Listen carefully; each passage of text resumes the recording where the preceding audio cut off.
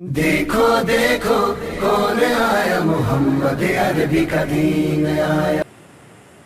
آپ صلی اللہ تعالی علیہ وسلم نے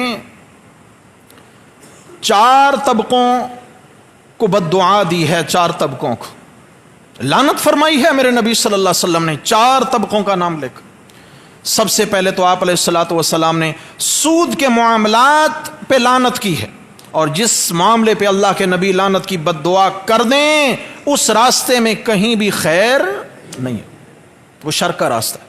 آپ علیہ السلام نے فرمایا لعن اللہ الربا، اللہ کی لعنت ہو سود کے لین دین پر، سود کے معاملات پر اللہ کی لعنت ہو، آکلہ سود کھانے والے پر اللہ کی لعنت ہو، موکلہ سود کھلانے والے پر اللہ کی لعنت ہو، کاتبہ اور سود کے معاملات کی لکھت پڑھت کرنے والے پر۔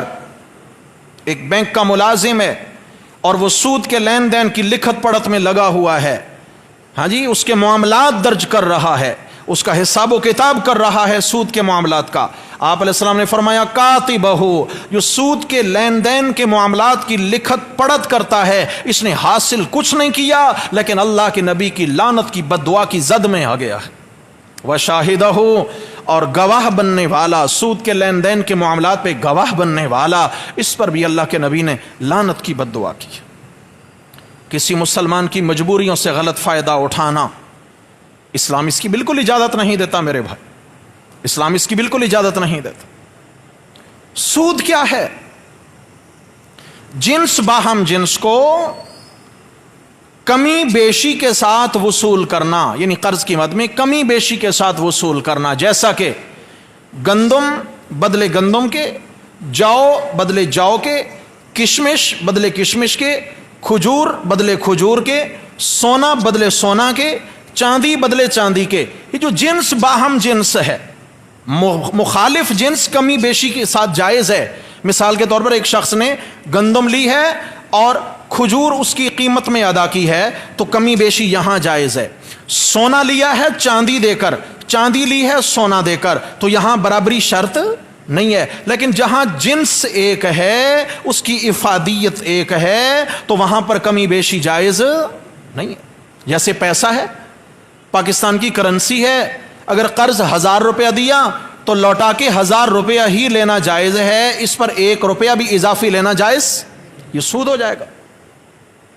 آپ صلی اللہ علیہ وسلم کے پاس ایک صحابی آئے جن کو عامل بنا کر بھیجا گیا تھا خیبر میں، واپس آئے تو کچھ کھجوریں لے کر آئے، وہ آپ علیہ السلام کے سامنے پیش کی، اعلیٰ کھجوریں تھیں۔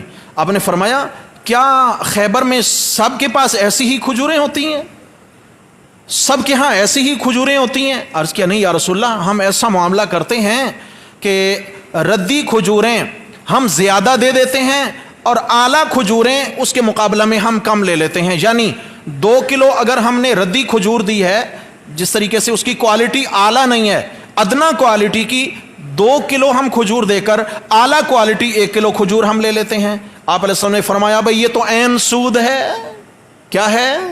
یہ تو عین سود ہے، بلکہ تم ایسا کرو ردی کھجور بیچ ڈالو پیسوں کے عوض، اور اس پیسے سے تم اعلیٰ کھجور خرید لو۔ یہ طریقہ بتایا۔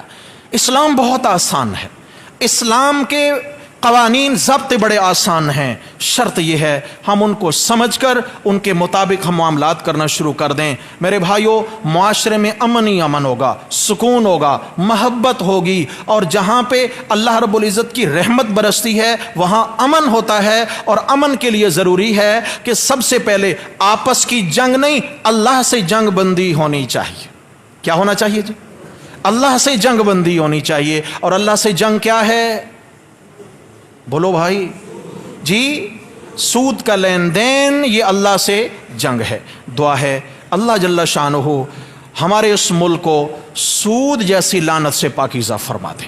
اللہ تعالی ہماری نسلوں کو اور ہم سب کو سود کے لین دین سے محفوظ و مامون فرمائیں۔